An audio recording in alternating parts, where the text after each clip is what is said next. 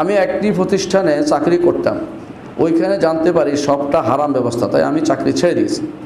এখন নতুন একটি চাকরির জন্য কি আমল করতে পারি? নতুন চাকরির জন্য আল্লাহর কাছে দোয়া করবেন, আল্লাহুম্মা আসআলুকা ইলমান নাফিআন রিজকান তাইয়্যিবান ওয়া আমালান মুতাকাব্বালা। এই দোয়াটি রাসূলুল্লাহ সাল্লাল্লাহু আলাইহি ওয়াসাল্লাম শিখিয়ে দিয়েছেন ফজরের সময় করার জন্য। এটা বেশি বেশি করে করবেন সকালবেলা করার জন্য।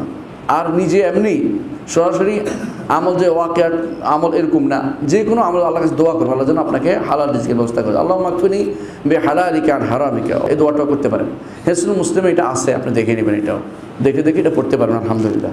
তবে আপনি বিশ্বাস করতে হবে একটি জিনিস, যে অবশ্যই আল্লাহ তাআলা আপনাকে যিনি আপনার জীবন দিয়েছেন, আপনার রিজিকের ব্যবস্থা অবশ্যই করেছেন। কখনো রিজিক ব্যতীত আল্লাহ তাআলা কারো ছাড়েন নাই, রিজিক তার আছেই। আল্লাহ বলেই দিয়েছেন ওয়া মিন দাব্বাতিন ফিল আরদি ইল্লা আলাল্লাহি রিজকুহা। আপনি হারাম ছেড়ে দিয়েছেন, হারামের ছেড়ে দেওয়ার কারণে আল্লাহ তাআলা আপনাকে ইউআবুদুল্লাহ মা হুয়া খায়রুম মিন, আল্লাহ তাআলা এর চেয়ে উত্তম জিনিস দিবেন। তবে আপনার পরীক্ষা হয়তো কখনো নিচ্ছেন, সময় লাগবে, সে পরীক্ষা উত্তীর্ণ হতে একটুকু আল্লাহ দেখতে চান বান্দা কতটুকু আমার হালাল উপর টিকে থাকতে পারে, দেখি তাকে আমি পরীক্ষা করি। যেহেতু সে একবার হারামে ঢুকছিল, পরিচ্ছন্ন করা দরকার, এই জন্য আল্লাহ তাআলা পরীক্ষা করতেছেন। এই জন্য আপনাকে ধৈর্য ধারণ করতে হবে এবং এই সময়ে আপনি একটা রিজিকের আশায়, চাকরির আশা না করে দরকার হলে কিছু হালকা ব্যবসা শুরু করে দেন, কিছু ছোটো কাজ শুরু করে, যেগুলি কাজ করতে পারেন, যেই কাজ আপনি করতে পারেন, পরীক্ষা দেখেন কোনটা আপনি পারেন। দুনিয়ার কাজের তো অভাব নেই। সাহাবায়ে কেরাম কাজ করতেন বেশি, চাকরি করতেন না।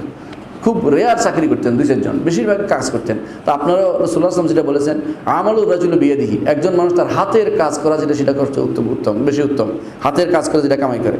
হ্যাঁ, তো এইটা রাসূলুল্লাহ সাল্লাল্লাহু আলাইহি ওয়াসাল্লাম বলেছেন, হাতের কাজ করে এবং ব্যবসা, দুইটা বাইউন মাবরুর, হাতে কামাই করা যেটা এবং যেটা ব্যবসা, এটাকে রাসূলুল্লাহ সাল্লাল্লাহু আলাইহি ওয়াসাল্লাম বলেছেন আইয়ুল আমলে আতিয়াব, সবচেয়ে উত্তম উপার্জন হচ্ছে এটা। এই জন্য নবীরা বেশিরভাগই চাকরি করতেন, কোনো নবী চাকরি করতেন না, কোনো নবী না। একমাত্র মুসা আলাইহিস সালাম, তাও নবুয়তের আগে চাকরি নিয়েছেন।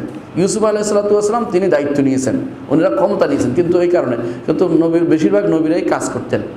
জাকারিয়া আলাইহিস সালাম কারণ নাজ্জারান, তিনি কিছু নাজ্জার কি সুতার মিস্ত্রি কাজ করতেন।